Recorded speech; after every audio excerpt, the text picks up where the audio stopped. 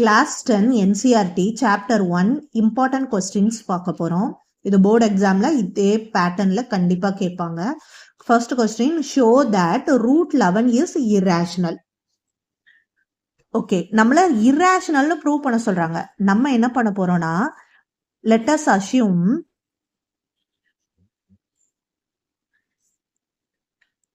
root 11 is rationalனு நம்ம எடுத்துக்கிறோம். by contradictory.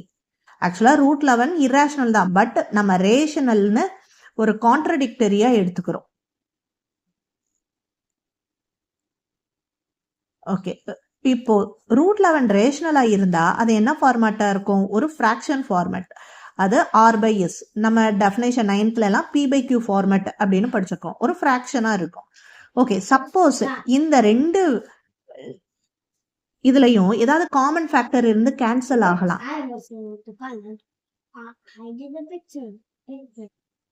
இப்போ நம்ம அஷ்யூம் பண்ண ஃபிராக்ஷன் இப்படி இருந்தா சப்போஸ் கேன்சல் பண்ணிட்டு ரிமைனிங் வேல்யூஸ் இருக்கும். அந்த ரிமைனிங் வேல்யூவை தான் நம்ம a by b. இந்த ரிமைனிங் வேல்யூஸ் பிரைம் நம்பரா தான் இருக்கும். இதுக்கப்புறம் நம்மளால கேன்சலே பண்ண முடியாதுன்னு ஸ்டாப் பண்ணுவோம்ல, அதை தான் நம்ம a by bன்னு எடுத்துக்கிறோம்.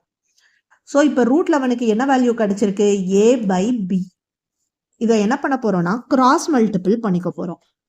ஸோ கிராஸ் பண்ணோம்னா b into root 11 equal to a. Then என்ன பண்ண போறோம்னா ஸ்கொயரிங் ஆன் போத் சைட்.